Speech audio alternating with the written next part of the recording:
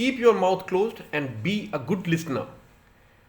It is never wiser to utter even a single word just for the sake of saying something without any use or useful purpose in mind. Unfortunately, we all want to speak and don't want to keep our mouths closed, and we have to pay for it pretty. These are two illustrations to prove it. Once upon a time in the kingdom of Magadha lived a skilled potter, Charudatta.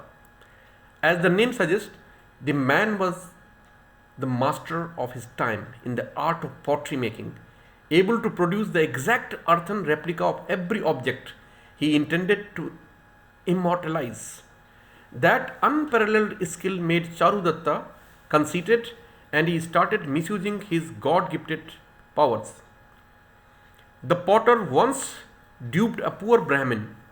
He stole his cow by treasoning an earthen cow in place of the real one. The poor Brahmin, realizing his loss, cursed the potter to die on the seventh day. The potter, in order to trick the god of death Yama, made 7 replicas of his own self and stood among all statues looking identical with no scope of a strandful of difference. Finally, the moment arrived when Lord Yam descended on the workplace of the potter, finding himself perplexed and totally at a loss to understand whom from to snatch the lamp of life. All the 8 of them looked full of life, identically. Yam tried from all nook and corners, but to no avail. Tired and finally pronounced, Alas, I could judge who the real artist is and ask him to make a replica of my buffalo. The artist is such a great man that he should be allowed to live on this earth forever. But alas, pampered and feeling elated, the potter immediately opened his mouth. Lord, I am the artist, your humble servant. I will definitely make a replica of your buffalo. It is very kind of you to give me the honor. And Yam caught hold of the potter's celestial form, leaving the mortal remains beside the replicas. The fallacy of unduly opening his mouth cost the potter his life. There is another story of a man who was passing through a jungle path and accidentally happened to come across a head hanging from a tree with no torso. Seeing the man in panic, the head laughed loudly and said, Keep your mouth shut. The man rubbed his eyes and looked at the head in dismay. The head again declared, Keep your mouth shut. Now, the panicky man did not find any sense in standing amazed and ran away yelling, Ghost, ghost, till he dashed against the marching army of a king. In one breath, he narrated the incident before the king. The king with his army was led to the spot by the man where the head hung from the tree. That is the head which advised me to keep my mouth shut twice, said the man, pointing towards the head as the king and his army looked in disbelief. How can a lifeless head speak? The king said, looking angrily at the man. No, it did speak twice. It told me to keep my mouth shut, said the man, trembling with fear. Then why is it not saying anything now, you liar? Do you think that I am a fool? You have killed the man and hanged the head from the tree and now are misleading me and my army. How dare you waste my time? The king's anger grew manifold. Your Majesty, please wait for a while. It really spoke to me, said the man and fell on the king's feet. Cut the head of this damned liar, ordered the king, and at a single stroke of a sharp sword, off came the head of the man. No sooner did the man's head roll down the ground than the head hanging from the tree proclaimed, I had warned him against opening his mouth. The fool did not listen to my advice and met with the same fate as that of mine. So, we all human beings are falling into death traps, physical, mental, or spiritual death every day, every moment, just for the fault of opening our mouths unnecessarily. It is none other than our tongue, which can either make or mar our fortunes. So, why not to be discreet in making use of our tongues? The person who makes untimely, unrequired, and unnecessary use of his tongue is never respected. He may be able to draw the attention of his fellows temporarily, but is not at all valued by them. Such people are in fact worthless, having no values. Here is a story from the Buddhist scriptures where Lord Buddha is telling his disciples about the real worth of a man. Gautam Buddha once on his entrance to a fair Gautam Buddha, once on his entrance to a far off kingdom from Kashi, was passing through a burial ground with his favorite disciple Ananda. From amid the sprawling grasses, up came a grave digger with 3 skulls in his hands and charged at the enlightened one. O Buddha, people consider you as a great knowledgeable one, and probably you too think likewise.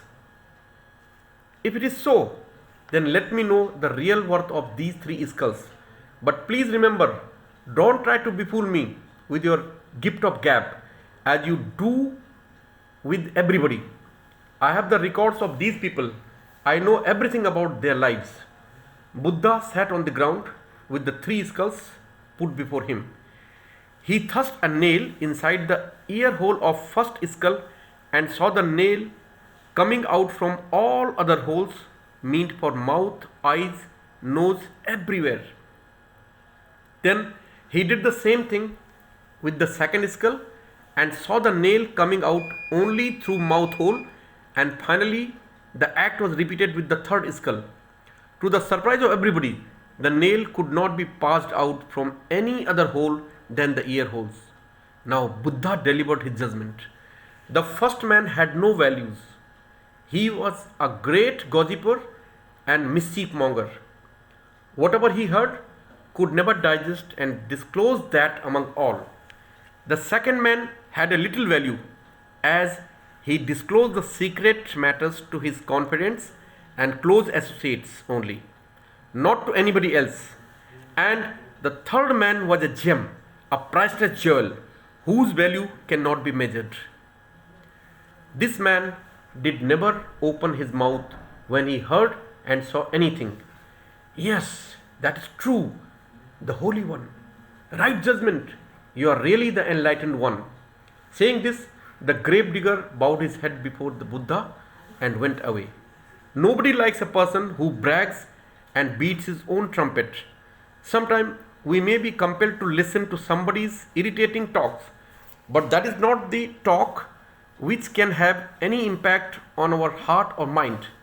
Definitely, these are sycophants who will extol the bragging boss for his baseless talks. But these are the people who hurl abuses and sarcastic comments against the same boss.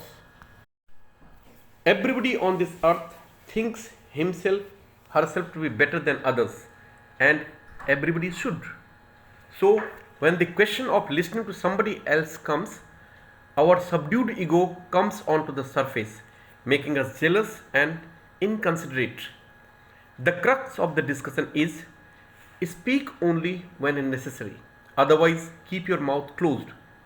Nothing can be greater virtue than the art of keeping mum. It saves energy, keeps you away from making enemies, and solves your impossible problems even.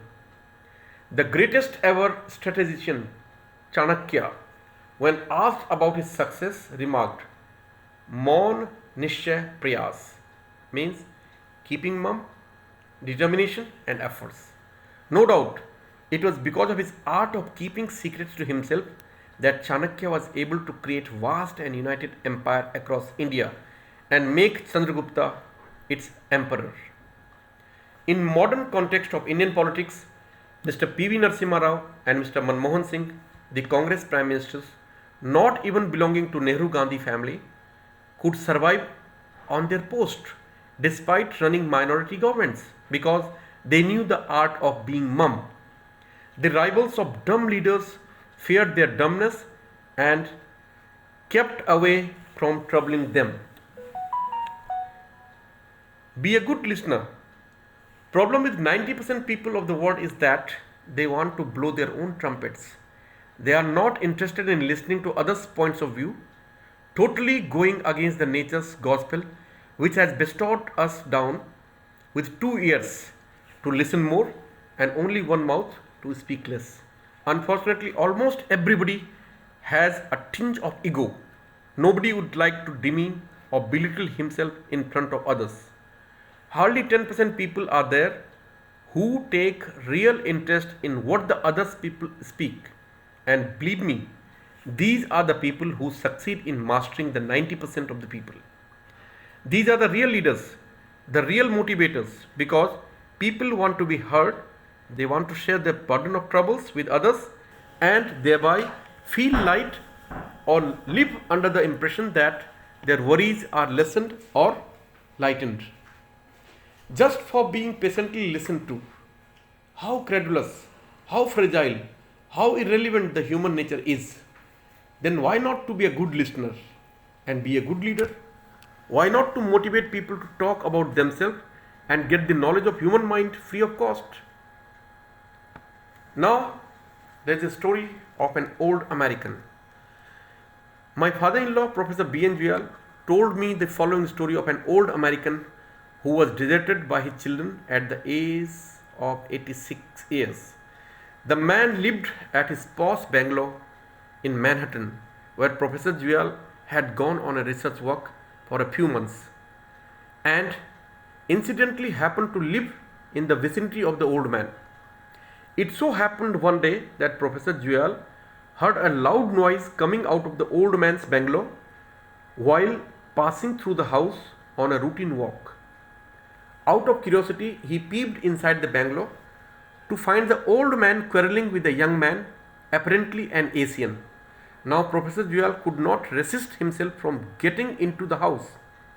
The story that came to light after his conversation with the two gentlemen was quite interesting. Actually, the young man was hired by the old one to visit him for 2 hours daily and listen to his stories of heroics. He was promised to be paid for the same as well. For a few days, the things went on well for both of them, but then suddenly this young man stopped coming. That day, when he came to get his dues back from the old man, he was confronted and asked for the reasons behind discontinuing his services.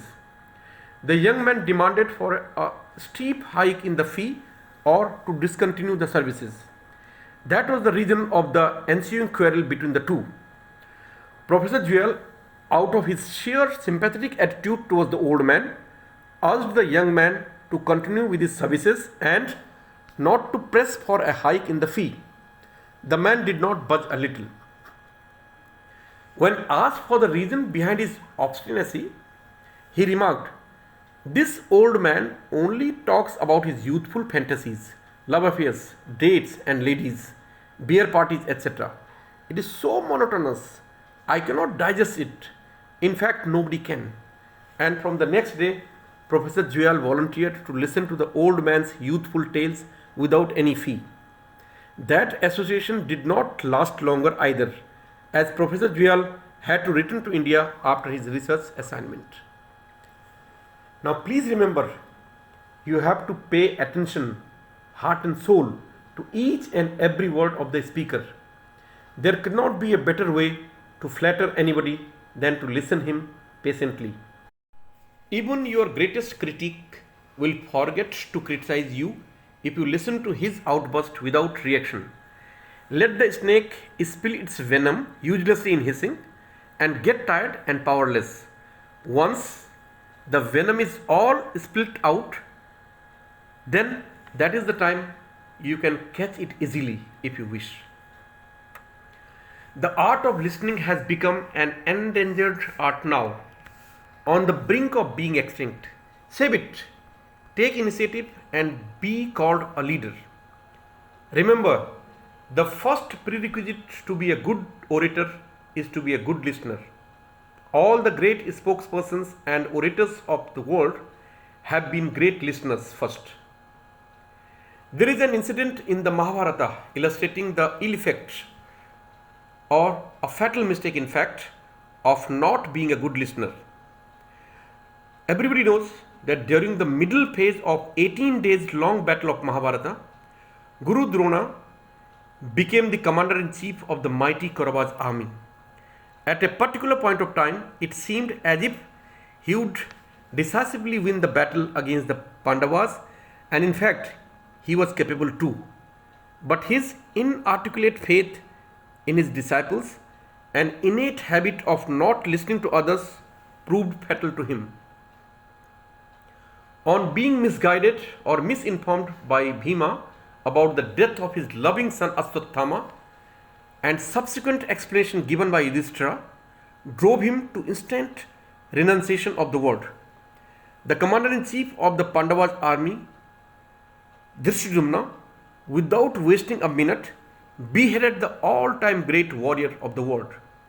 Imagine, just for the fault of not being a good listener. Alas, Drona would have listened to the statement of Yudhishthira with proper attention. The eldest of the Pandavas had remarked, Gurudev, yes, Aswathama has been killed, but not the man, elephant. Drona did only listen to the first phrase and did not pay attention to the latter part. Had he been a patient listener, the course of the battle would be different. Thank you.